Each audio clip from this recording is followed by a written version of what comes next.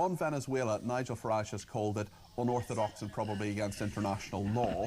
Similarly, we've had various people saying militarily it was surgical and incredibly well done. I just wonder what your impression is from your perspective and someone who has huge experience of military matters. I think it was an excellent operation from what we can see of the details so far, in which an international criminal, Maduro, was essentially arrested and taken, presumably, to the United States to be tried on drug charges. And it's been welcomed by, as far as I can make out, welcomed by the vast majority of Venezuelans. Let's not forget that Maduro should have stepped down after the elections in 2024, but he held on to power despite having lost a landslide to the opposition parties. He stayed in power. He continued his criminal activities. He continued to repress, torture, imprison, ill-treat, and abuse his population, while at the same time maintaining this national drugs trade, which damaged the United States, the region, and the world, and at the same time allowed China, Russia, and Iran to establish bases inside his country working against the United States. So I think it was overdue. I think it was the right move to make, and I think it's been welcomed by most Venezuelans. Obviously, there'll be some who are in the pay of Maduro who won't welcome it, but I think the vast majority will, and hopefully we'll see a peaceful transition of power from the current regime to the elected government of Venezuela, which I imagine the Americans helped to line up. Donald Trump has captured Nicolas Maduro and his wife and taken them to the US. What do you make of this latest stunt from Donald Trump? What a cunning stunt he's pulled. Let's hear from the Nobel Prize winning opposition leader in that country. They decided to dedicate it to President Trump because he deserves it. Because not only has he been involved in only a few months in solving 8 wars, but... So remember, Donald Trump didn't win the Nobel Prize. This lady won it, and she's dedicating it to him. She's part of the opposition in Venezuela. She's delighted that Maduro has gone. But his actions have been decisive to have Venezuela now at a threshold of freedom after 26 years of tyranny that have destroyed the lives of millions of Venezuela, destabilized the region, and undermined the institutions in the United States, because having Venezuela as a safe haven of the enemies of the United States and using our territory and our resources to hurt the American people and American institutions is certainly a threat to the national security of the United States and the security of the hemisphere. But President Trump has been very clear, courageous in terms of dismantling this criminal structure. And on behalf of the Venezuelan people, I reaffirmed our gratitude and our commitment to this cause for the whole America. So I insist he deserves it. So she's very happy about it. As ever, if you want to get involved in the conversation, if you've got anything to say to me, give it a try on WhatsApp. You could send a WhatsApp voice message and I'll play it out loud. Mr. Speaker, James Madison warned us that in no part of the Constitution is more wisdom to be found than in the clause which confides the question of war and peace to the legislature and not the executive. Madison called it the crown jewel of Congress. The framers understood a simple truth. To the extent that war-making power devolves to one person, liberty dissolves. If the president believes military action against Venezuela is justified and needed, he should make the case and Congress should vote before American lives and treasure are spent on regime change in South America. So it was an undemocratic move to oust an undemocratically elected leader. Is that hypocrisy from Trump? Let's be honest about likely outcomes. Do we truly believe that Nicolas Maduro will be replaced by a modern-day George Washington? How did that work out?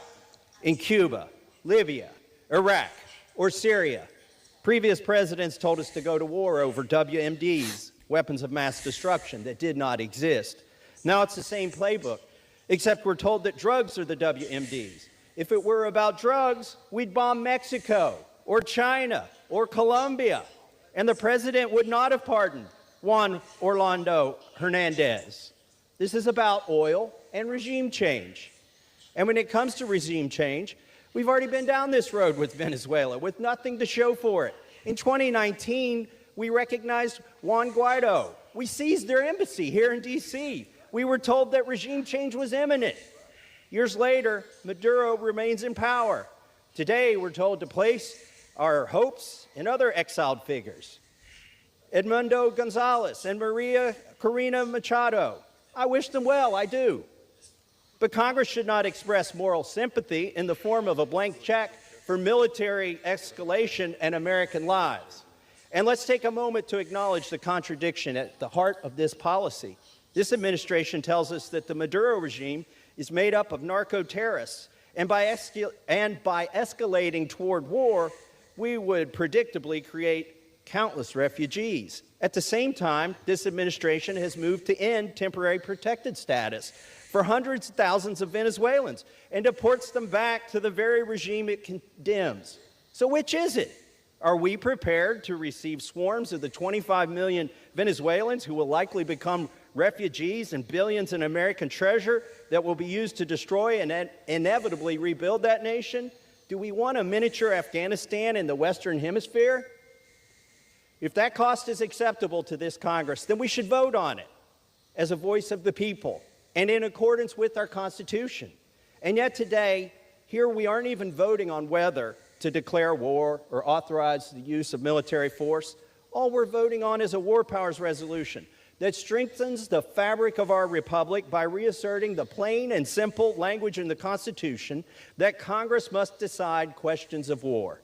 I urge support for this resolution, and I yield back. So very often, the people who are most against refugees coming to their country, most vocal about that, are the most in favour of the wars that create the refugees in the first place. Let's have a listen to Tucker Carlson. Ben Shapiro was just sitting there being interviewed by Megyn Kelly and said something. He said something like, well, Tucker Carlson's, for Maduro, the communist leader of Venezuela, who I guess were on the way to killing or something, forcing out, regime changing him. And he defended Maduro. Didn't, actually. And Megyn Kelly says, well, Tucker said in his show that Maduro, most people didn't know this, whatever his many faults, I wouldn't hire him as an economist, okay? But whatever his many faults, has the most socially conservative country probably in the hemisphere. So Venezuela is just a fact. I mean, I didn't make this up. I'm not in charge of Venezuela. Just noticing that Venezuela has banned pornography, banned abortion, banned gay marriage, banned sex changes, and banned usury. You don't have credit cards with 40% interest in Venezuela. Okay. Ben Shapiro responded this way. Tucker's made the point, I'm not going to here to be Tucker's defender, but he's made the point that Maduro is culturally conservative. Who gives a shit? The guy's a communist dictator. Everyone in his country is eating dog. He's shipping fentanyl to the United States to kill Americans. Why do I give a shit whether he's anti-LGBTQ rights? Who gives a shit? I do. I'm not moving to Venezuela. I'm not pro-Maduro. But I care about that. Why wouldn't I care about that? I've got kids. First of all, I'm against abortion. Sorry, unpopular. I feel that way. I think it's really sad. I would personally become poorer to end abortion, voluntarily become poorer to end abortion in the United States. That's not a choice. Don't want to become poor, but I would because I care about it. Maybe you don't. Maybe you're offended that I do, but I care about it. Lots of people care about it. I don't think pornography is good. That really hurts people. I don't think pretending that the sexes are the same is good. And you claimed that you didn't think it was good, but it turns out, quote, I don't give a shit. Maduro's against Israel. Oh. Okay. So you can be socially conservative and be economically on the left Tucker Carlson's just mentioned that Maduro is against Israel. Possibly.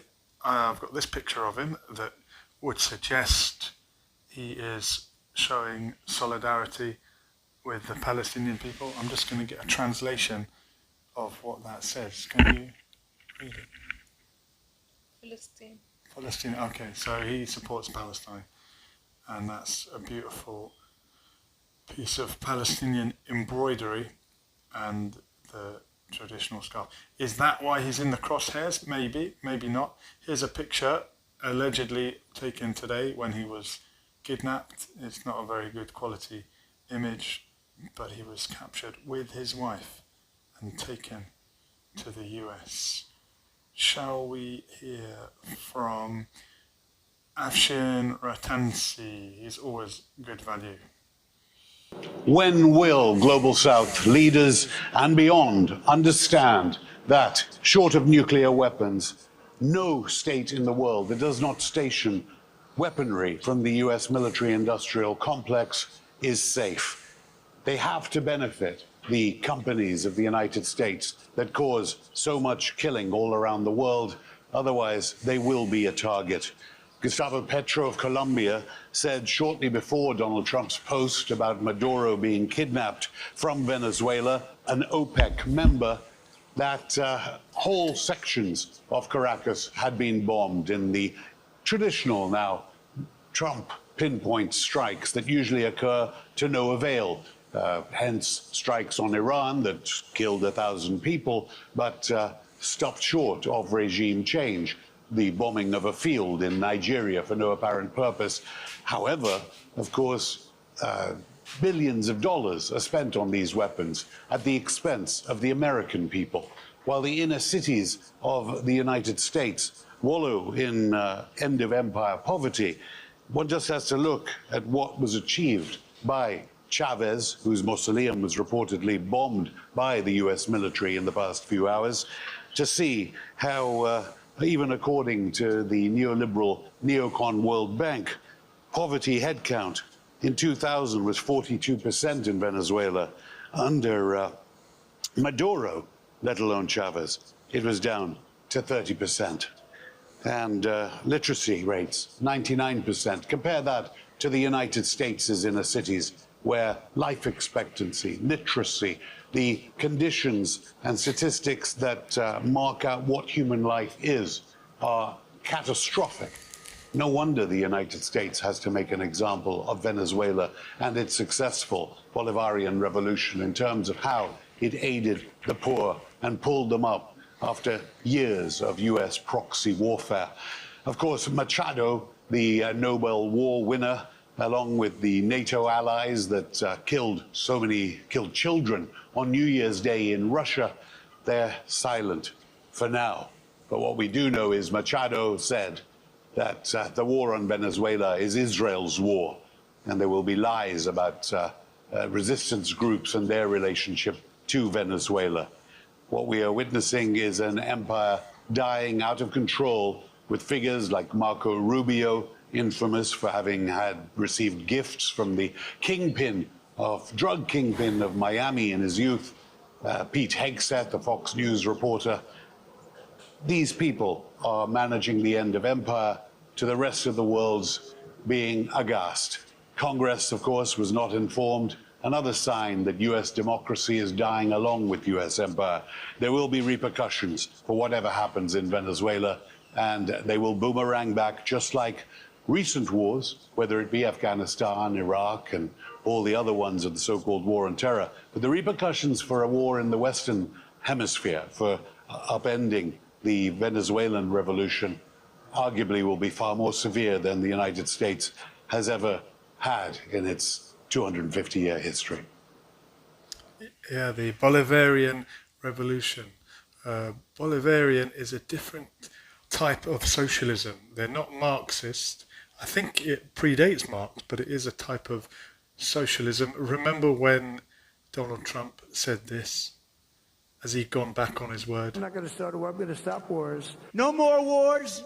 I'm not going to start a war. I'm going to stop wars. No more wars. No more disruptions. We will have prosperity and we will have peace. Under Trump, we will have no more wars, no more disruptions, and we will have prosperity and peace for all. I am the candidate of peace. I am. Wow, remember when Trump used to talk like that? I am the candidate of peace. No more wars. We'll have no wars with Donald J. Trump. I don't know if that was the first time that he ran or the second time or the third time, but he gave the promise, no more war, and he's attacking a South American neighbour. Let's have a look at the chat. We've got Beach Addict is saying, everything starts with our stance and support of Israel. Possibly. Is that everything? Is that the be all and end all? It does seem from the images we looked at tonight that Maduro is as a supporter of Palestine, but there's more to life than Israel. Palestine isn't there, and Ray M agrees with you. He's saying 100% right.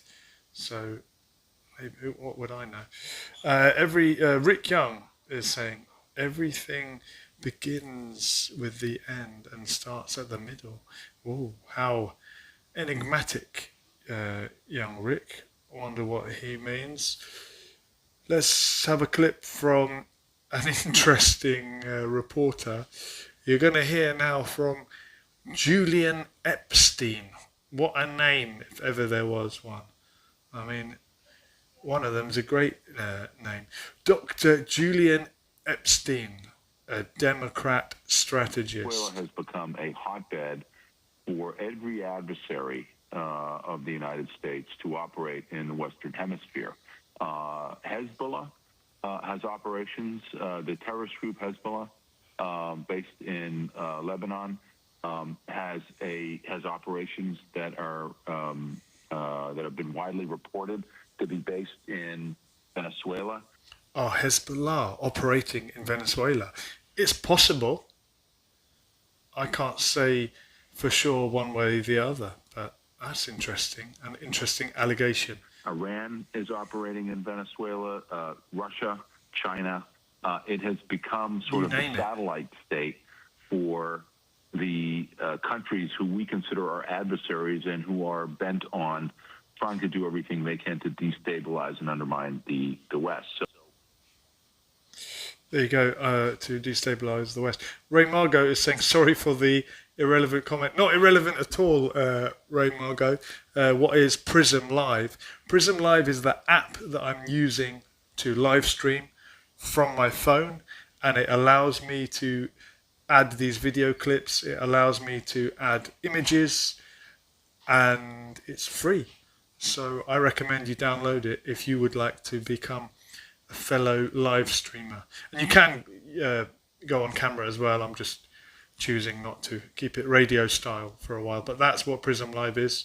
And I urge you all to be creative. We can be our own media in this day and age. If you complain about the media, become the media.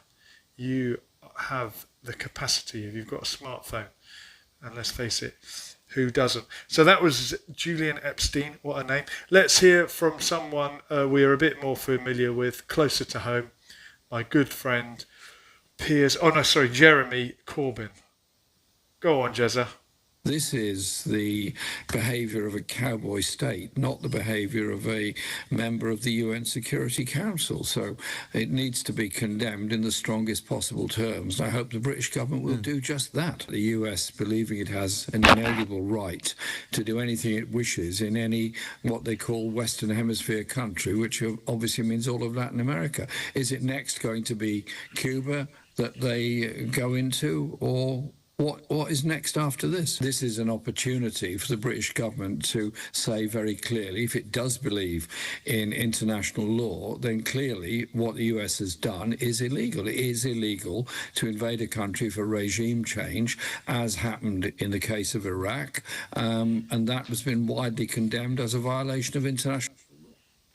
Yeah, regime change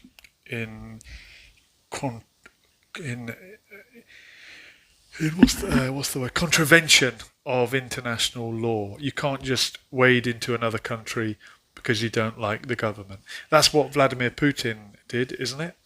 When he invaded Ukraine, and we all condemned that should we not condemn what Donald Trump has done? But some people, even if they don't like Trump, might be secretly happy about this, or might be secretly hoping that he'll do the same thing elsewhere.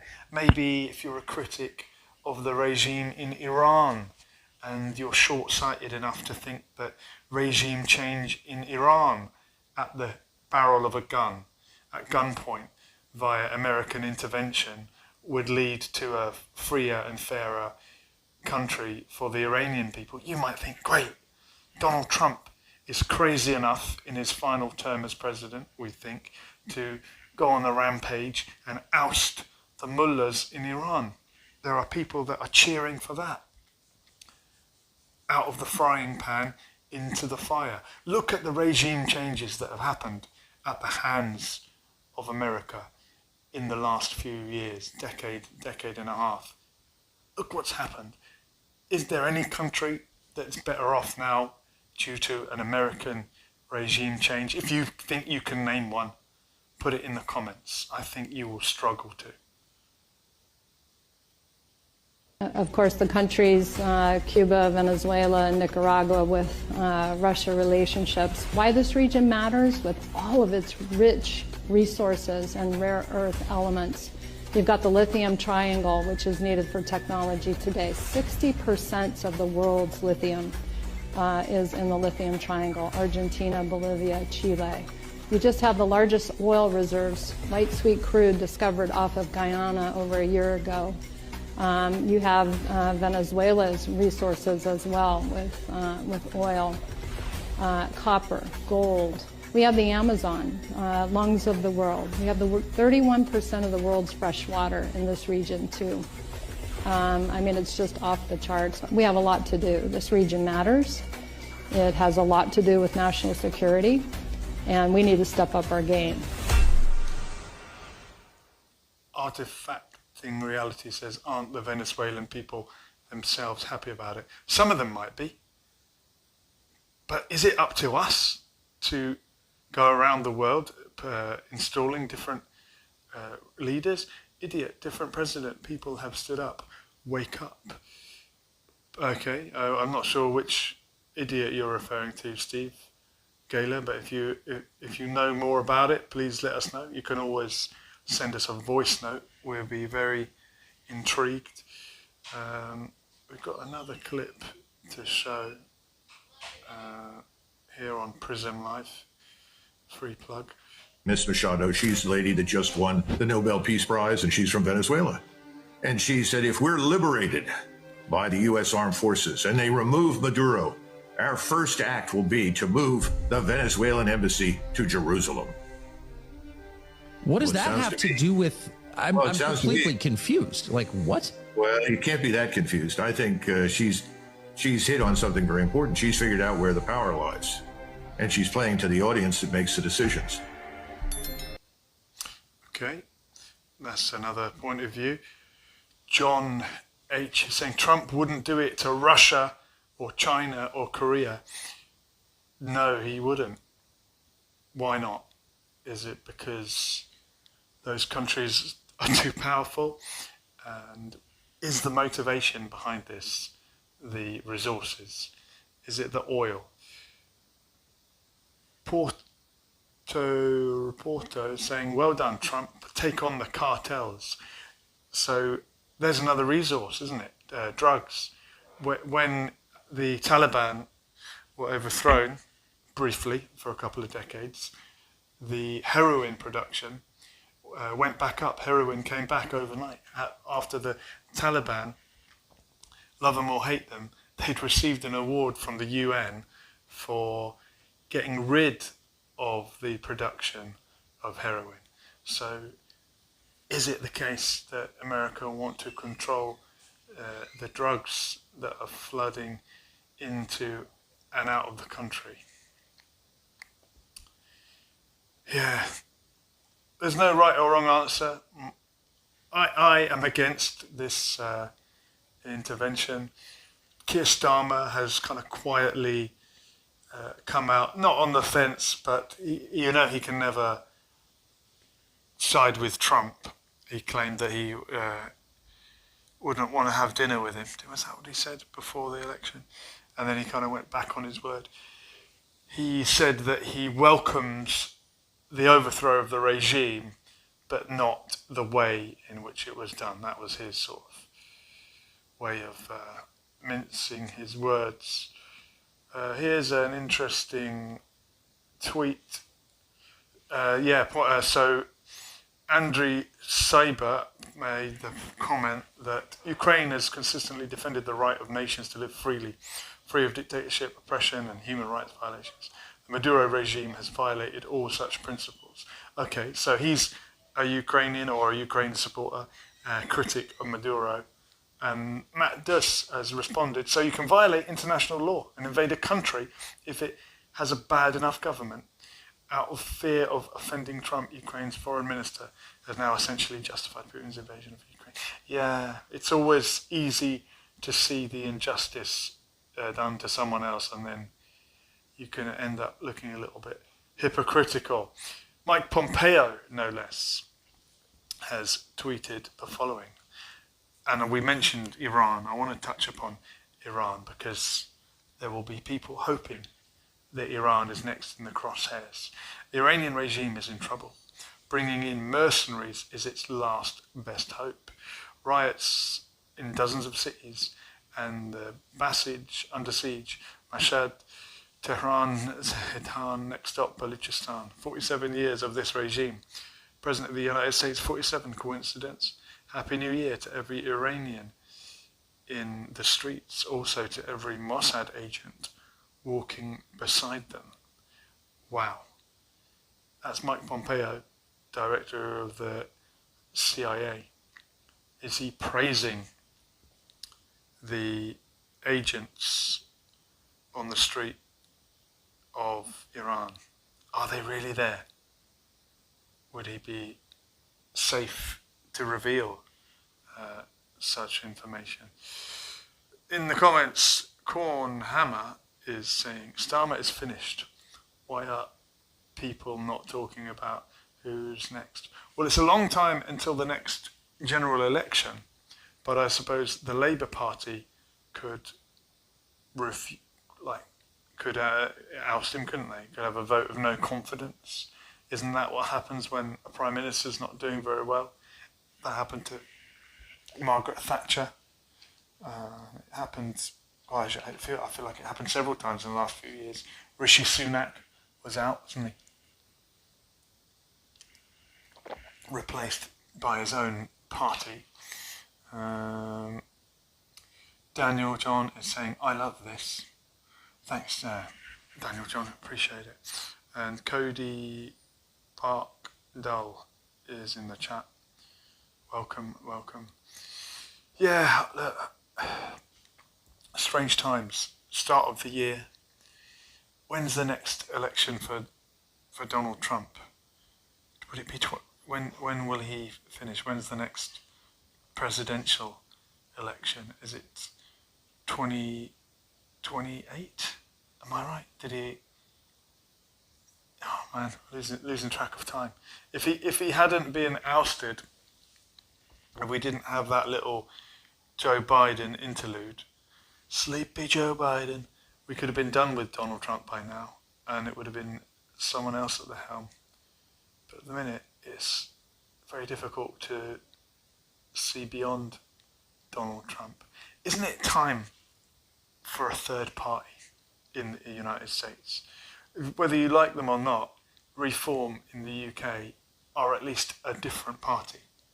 They're not a party I'd vote for, but it is interesting that we've had this new party come along and blast the mainstream out of the water. Farage looks set to be the next Prime Minister, I suppose, unless the tide can change, as George W. Bush once said. It's easy to see a tide turn. And they say a week is a long time in politics. JSD is agreeing, yes, we need a third party. Would that be a left-wing party, a right-wing party? And as we mentioned at the start, What I need is a cup of tea. Thank you very much. You can be left-wing in some ways and right-wing in other ways. You can be left-wing in terms of finances, economy, and quite socially conservative. That's probably the problem a lot of people had with, in your party, so-called your party, Jeremy Corbyn. I think Zara Sultana and some of her supporters were not very welcoming to people on the left wing economically, if they held socially conservative views. So people from a lot of religious communities, particularly the Muslim community, would be traditionally Labour voters, left wing, certainly left to centre, but might not be on board with some of the gender ideology that is prevalent now on the so-called left, on the liberal left. And that caused a bit of a rift and a bit of infighting, and people saying, well, you're not welcome if you don't have these liberal views. But at some point, if you want to get enough votes to get someone elected, you're going to have to say, look, we need to put these things to one side and agree to disagree and unite around an issue that is the most important. And I would say that economics, how much money you've got in your pocket, is more important than your gender identity. Not to dismiss anybody who feels that they've been marginalised because of their gender identity or their race or their ethnicity or their sexuality.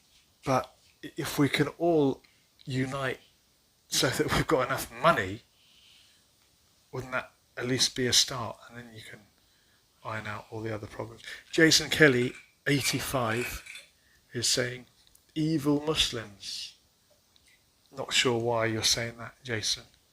Are you saying that Maduro is an evil Muslim or Donald Trump? Cody is saying, yeah, the Muslims, that's a bad deal. You have Trump because he's what? Yeah, I mean, a lot of people hate Trump. I seem to be able to disagree with people without hating them. Hate will just eat you up inside. If you waste all your energy really hating someone, I don't know, maybe hate's the wrong word, I don't know, but I think you should be able to disagree with people and just move on. Be better than them. John Home is saying we need someone with B and fights for the British people. Okay, John, is that person Nigel Farage, do you think? Would you be a Nigel Farage kind of guy? Porto saying Europe needs a Trump. Well, when Trump is finished in America, maybe he can come to the UK. He's Scottish, isn't he?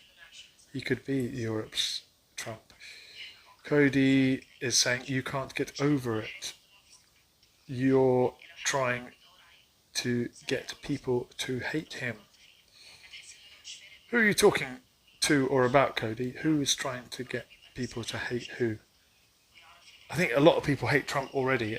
Everyone that's going to like Trump already likes him. And everyone that's going to hate him already hates him. Although maybe there are some people. Shall we watch the clip again? Just to remind you that some people will be disappointed in Trump because of this. I'm not going to start a war. I'm going to stop wars. No more wars. I'm not going to start a war. I'm going to stop wars. No more wars. No more disruptions. We will have prosperity and we will have peace. Under Trump, we will have no more wars, no more disruptions, and we will have prosperity and peace for all. I am the candidate of peace. I am.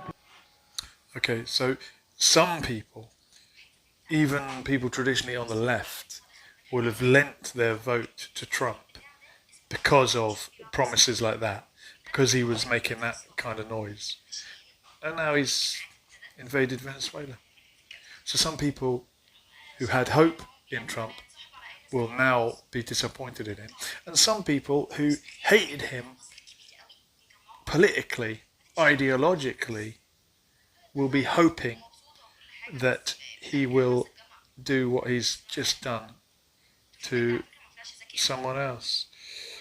JSC is saying, sorry to say, this Venezuela ordeal is not war. Well, what is it if you attack another country? Did they not drop bombs on Venezuela? Was that? I didn't get the video clip on here, but I saw a clip of bombs being dropped or Venezuela being attacked. What do you call it other than an act of war? What is it? Are you saying that Trump was acting in self-defense? John is saying, I think he's a bit liberal, someone like Enoch Powell. Oh, you think that Nigel Farage, isn't that funny? It's too liberal. You want someone like Enoch Powell. Okay. And Bobby's saying, I've seen videos of Venezuela people cheering, but I don't know what is going on, to be honest. Yep, maybe there will be some people cheering this. There will be. If our country was invaded and Keir Starmer was overthrown, there would be some people happy about it. Maybe you would be happy. Doesn't mean that it would be legally the right thing to do or morally. Cody is saying, you're really missing the issue, and he's used the wrong you're. Sorry about that. They knocked out the power, apparently. And Cornhammer is saying we need to fix where we live first. Fair comment. And a lot of people thought that Donald Trump was America first, and maybe he will use the excuse that drugs are pouring into his country. This is an act to stop that. But very, very often, it's an excuse to invade someone else's country. Cody is saying, why don't you get the whole picture? Tell me the whole picture, Cody. If you want, you can send it as a voice note on WhatsApp, and we'll all listen to it. Or you can explain it in the comments if you want, what this whole picture is. What are we missing? Donald Trump said he was no longer about war, and then he started a few wars. America looks like a zombie land with all those drugs. Okay. What's the worst drug on the street in America? Which one is causing the most damage? Is it fentanyl? I don't even know what that is. I've just heard of it. Alcohol. What about alcohol? Alcohol does quite a lot of damage. And when they tried to outlaw alcohol during Prohibition, it didn't really work. It just sort of drove it underground. So what are you going to do? If you're addicted to something, you need to stop it gradually. If a society is suffering with the affliction of addiction, it needs to be treated gradually, doesn't it? And JSD is saying fentanyl by far. Yeah, what is fentanyl? What does it do?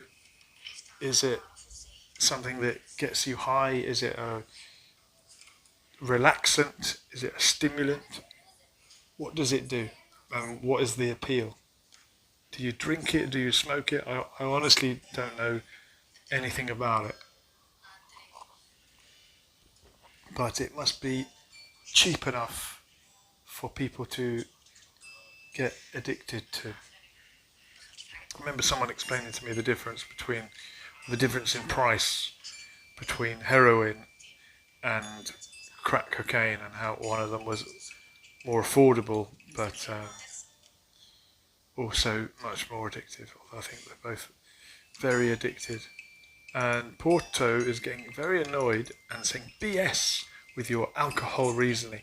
He doesn't like the fact that I've pointed out that alcohol, a legal drug that many people are addicted to, and causes a lot of damage. Look, sugar is also addictive and is also destroying people's health. You can get addicted to just about anything.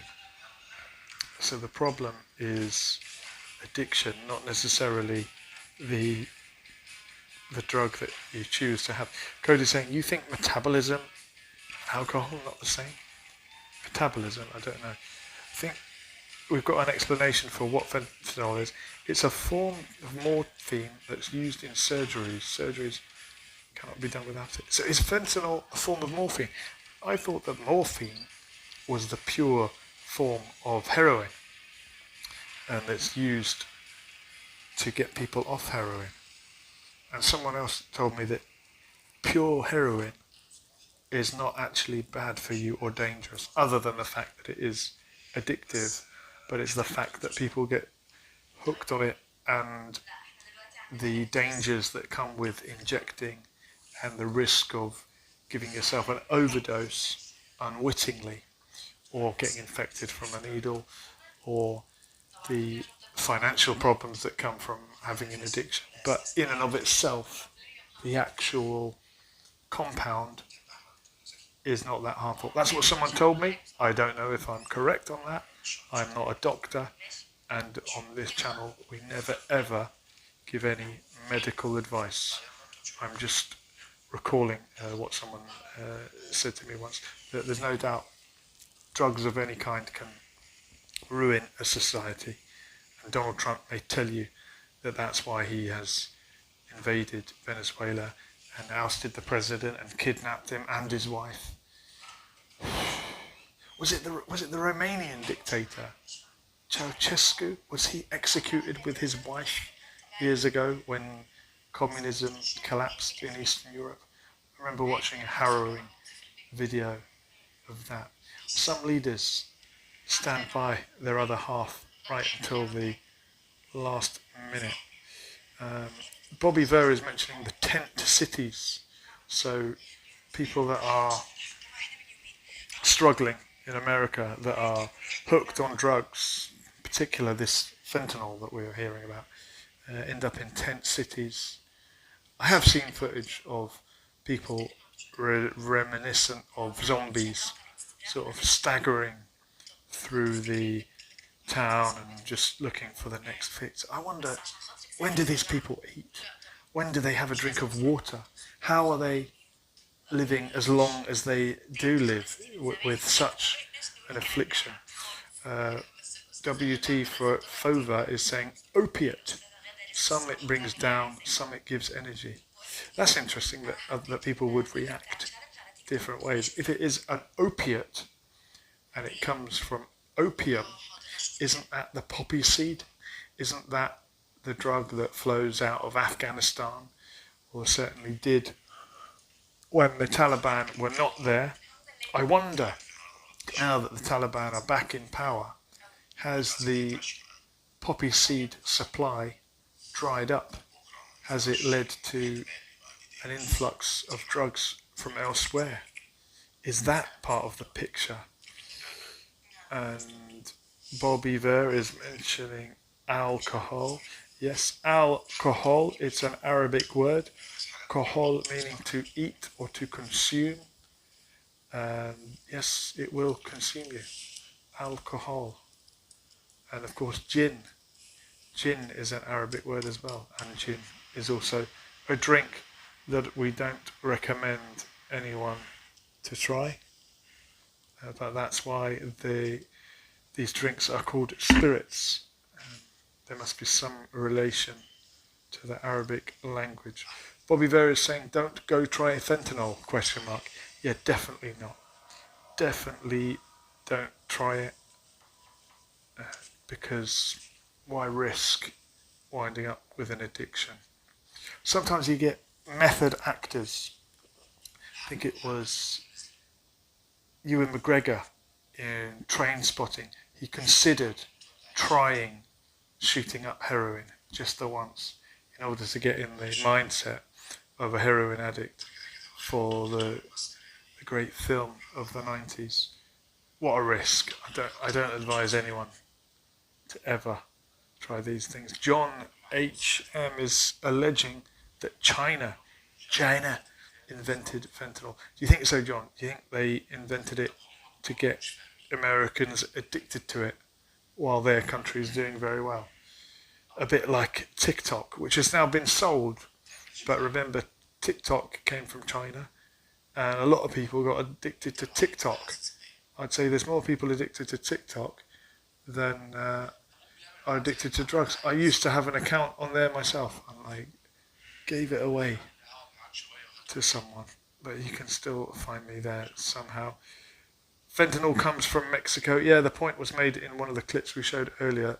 If this was really about stopping drug dealing or drug consumption, wouldn't he invade Mexico? Although maybe he's thinking about that as well. Bobby Ver's saying on a video, one user says, "Thank you to China for importing fent." Goodness me. Then you really are addicted if you're thanking the person that invented it. These drugs must be powerful to change a life drastically. Yes, Bobby, you are right. But as I say, an addiction to anything could ruin your life. How do you overcome any addiction? And John M is agreeing. EK is saying he gave away his TikTok account because he kicked a habit. Yeah, I was too addicted to TikTok, and I was scrolling too much. So now I just limit it to YouTube Shorts, Facebook, Instagram, Snapchat, WhatsApp, the usual. I don't actually use Snapchat. Bobby Ver saying, I thought China were going to buy TikTok, but then all changed. Well, they did own it, and they sold it, didn't they? And from that day forward, the algorithm changed. Apparently the algorithm for TikTok in China itself is very different and tends to show educational videos. It helps the children learn, whereas in the West, the algorithm it tends to show you videos of things that you tend to watch, that you tend to like, usually to target you with advertising, and it shows you videos of things that it thinks you want to buy. But I don't know why it shows me women's underwear videos, because I've got no intention of buying it. Bobby Ver is saying algorithm, another AI. Yes, and of course, algorithm is an Arabic word after the great mathematician Al-Khwarizmi. And algebra is an Arabic word as well. So look, I'm still waiting for anyone to give the voice note a try. It's freedom of speech. I will play it without censorship. I just ask you that you don't swear. No pressure. And once this video is up, in the comments, leave me a comment. What subject would you like to cover? I've been going for breaking news stories because, that's what's trending. I feel like we need to do a show in particular about Iran. I was in Iran in 2017. Gosh, it's going to be 9 years ago. I wonder how much the country has changed since then. Are they on the verge of a regime change? I would hope the people of any country would have the right to decide who their ruler is, and not out of the frying pan into the fire because some Western government wants to take the oil or take the drugs from a particular nation. And Bobby Ver is saying the childcare fraud is popular talking point in America at the moment. I've heard about this, Bobby, but I must confess I don't know what it is. What is the childcare fraud issue? We're here in the UK, of course, and it seems that we've got a lot of viewers in America. Maybe tonight because of the topic, it brought in the American crowd. But Bobby, can you sum it up in a sentence? What is the childcare fraud, and who was responsible for it? I saw a clip of a young girl saying that I know that fraud is wrong, and then she stumbled in her speech for some reason. That clip seemed to go viral, but I didn't know the full context of it. John M is saying 2CTV got some info on Iran. Have a look. 2CTV. Okay, I will check them out. Would they be Iranians in Iran or Iranians outside Iran? Some of the Iranians outside Iran like to call themselves Persians, but of course that's only one of the many ethnic groups in Iran. I'm just having a look at the channel you mentioned. Welcome to 2CTV, your source for independent real-time global news. We deliver breaking stories and in-depth analyses from around the world. Okay, I will check them out. They look interesting. They have got a speech against Islamism, where they've got the moment police raided Rupert Lowe's house. Okay, and it's a British Iranian who is behind it. Okay, I'll check him out. I wonder if he is a British Iranian who is hoping that the West intervene in his country yet again. Don't forget that Iran had a democratically elected prime minister in the 1950s, Dr. Mossadegh, and he made the mistake of nationalizing his oil, wanting his Iranian oil to benefit his own people, and then Britain and America ousted him. Off he went, and you had the brutal Shah dictator. And the rest is history. Bobby Vera saying, learning more about it as it plays out. Yeah, look, that's great, Bobby. Keep your finger on the pulse. I'll do a bit of research and see if it's something that we could look into. All right, folks, thank you so much for joining me tonight. I appreciate it. And I might pop up to Speaker's Corner at some point and give you an update from there. We shall see. Grant Young is saying, I steer clear of most sites like TikTok, etc. There is nothing of real value, and people get obsessed with it. Very true, very true. You stay safe, Grant Young. Stay off TikTok. Good night, Bobby. Thank you, my friend. And we will do it all again soon. We were here. We are gone. Latest.